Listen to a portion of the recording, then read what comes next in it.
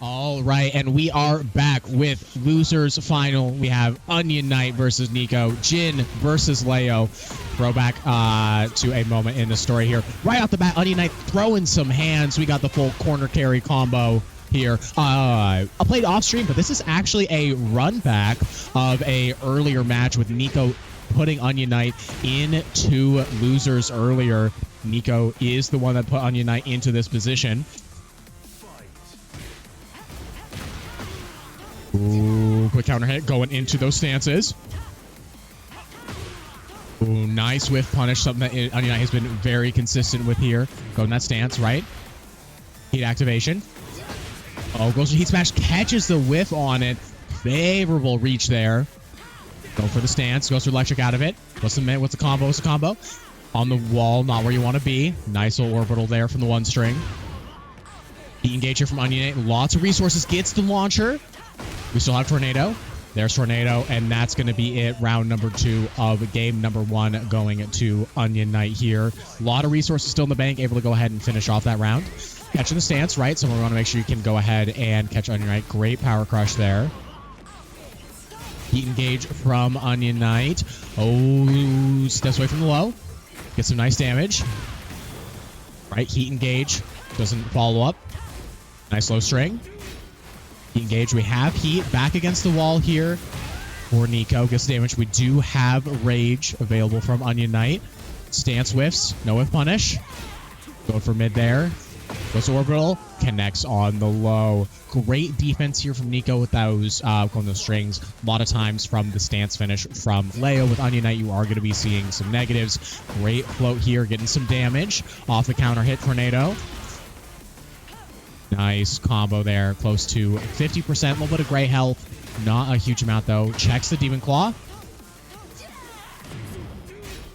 Nice movement. Who presses the buttons? Ooh, counter hit. That's going to go ahead and connect.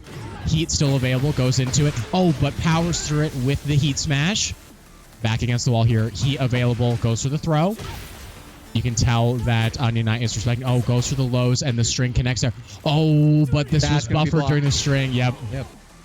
Blocked, quick jab finish from the 10-frame punish. Game number 1 going to OnionKnight here.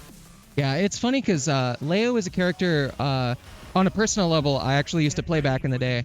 Oh, heck and yeah. I know that character is... A, I know that character's fun. B, I know that character's tricky to play against because their moves just have that funky movement that can throw you off because you're looking for those, you know, what am I blocking? Am I blocking a high, a mid, or a low? And they just have enough of those movements to trip you up. And they have those moves that have lateral movement that can also trip you up because it's like just like that. Exactly. The back off, and it's so fast. It's so quick. So you really got to be on your toes, and your defense has to be on point against a Leo. But Jin no slouch. Clearly, Jin has the offense as well. Got those Tekken fundies.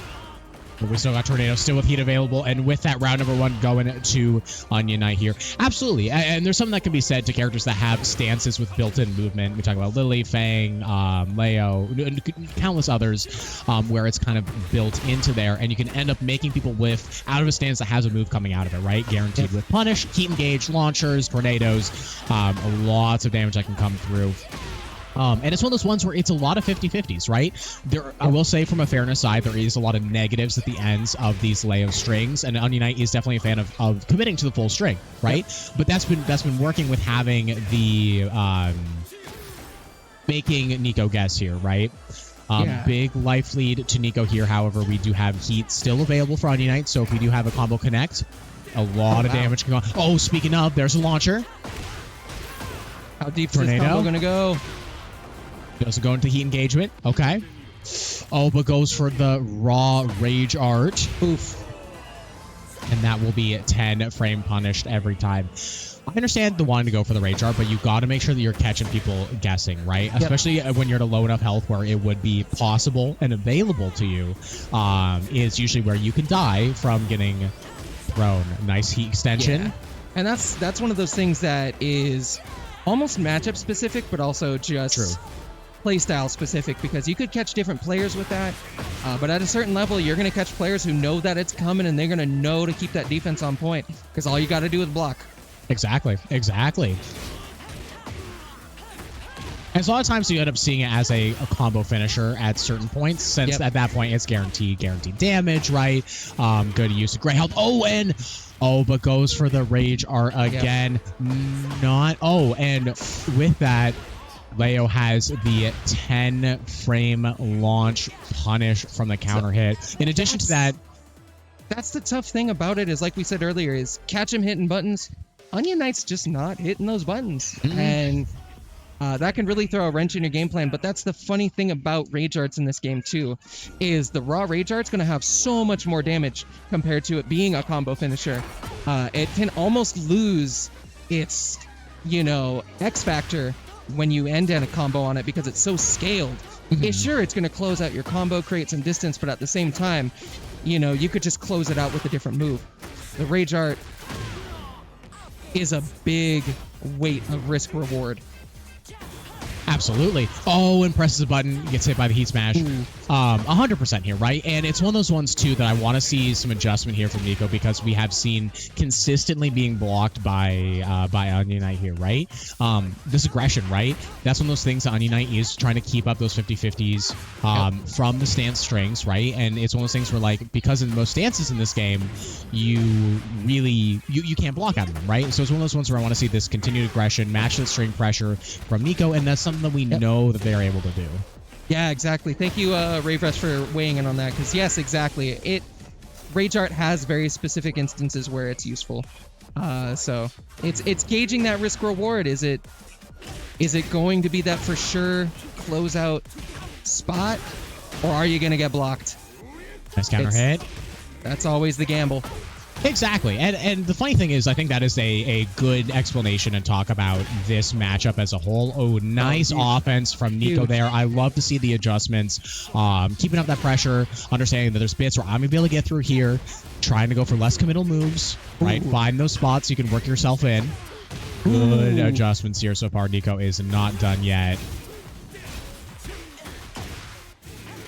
But whiffs on that, but no punish. The old double whiff. Jabs out of that. So that little moment there where that knee's up, potentially if you come out fast enough, there's a moment there. But you guessed wrong, counter hit launch into a massive amount of damage. And that isn't even any sort of heat from, it launched into the wall. And with that, we are going to round number 5 here. This is set round for OnionKnight to make it 2 grands from the Tekken side. That would be their second grands on the day. Already coming through, getting a second in our Guilty Gear Strive bracket. Catches the toes. I say this is where the weight of the tournament starts to really, you really start to feel it here, because this is the fight for payout right here. Exactly. Who wants that cash? Who wants getting in free next time? Who wants a nice spicy magic card? A good drink on the house. All those are available for you if you are able to get that. And with that, Niko does go ahead and connect with the 1 string ending in the orbital. It's feeling the motivation. He knows it's on the cusp. That's what you need right there. The adaptation is happening. Niko knows how to do it. He can break through that defense, but OnionKnight also has adaptation. So let's see who's going to come out on top. Absolutely. I think from OnionKnight's side here, right? Like you've shown that Niko has been able to kind of find those gaps in that armor, keep up that pressure, match your aggressiveness with faster paced framed moves. What kind of adaptations here? So I'd love to see a little bit less commitment, a little bit of movement. Use that mobility that is built into your kit that maybe Jin doesn't necessarily have. But whiffs on the low, and Niko connects with the Heat Smash. Big damage. Throwing some moves out right now. Connects the track, finishes the string. That is also one thing we've seen from OnionKnight here, a commitment to finishing the string. Catches the stance. Got some full damage here against the wall. But now flip against the wall, right? Nice 1 string finish there. Quick jabs. Amazing adjustment seen from Niko here, finding those ways to get those faster moves out and making sure to connect. Now, one thing. With the wall break. Yep, there it is. And we still have Heat Smash available, right? There we got some big damage. And the run past. Awesome. I'd love to see it, right? This is exactly what we were talking about, the adjustments that we're going to need to see from OnionKnight here. Oh, but we're going to get the wall break from them. No. And Catch is going into that, right? And then catches the low. Niko, a big fan of those Demon Claws.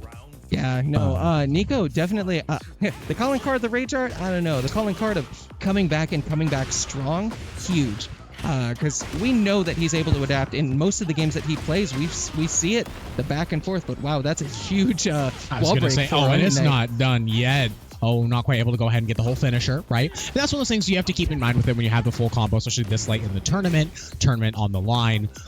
Being in loser side is like, have I tornadoed yet? Like, am I a combo ender? Am I a combo extender? What am I just going to do it? Ooh, counter hit from Niko here. Ooh, there's the string back against the wall. Not where you want to be. Yep, and the throw connects it. We are all evened up going to game number 5. Anyone set here, right? We're seeing some amazing adjustments from both sides. Resetting the stage here from OnionKnight. I get it, right? Get yourself some more space if you can, right? Tekken World Tour rules are going ahead and being at the random stage, or at least holding to it. Tekken World Tour rules going to random stage. Tekken World Tour rules, outfits, we don't talk about that. We don't talk about that. Look, you know, we got to make sure we're having a fun time here.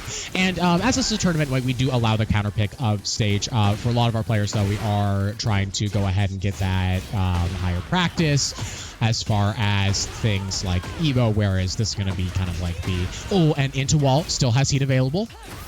Hey, which the low launcher. Ooh, wow. That was some big aggression from OnionKnight, but hey, it just like you mentioned, Evo, shout out to all of our players who are planning to go to Evo this year. We're going to have a pretty big presence. One Up Lounge will be representing at Evo. If you're going yourselves, let us know in the chat. We're very excited for that. That's why we have the main stage games in our poll. So we are on our Evo training arc.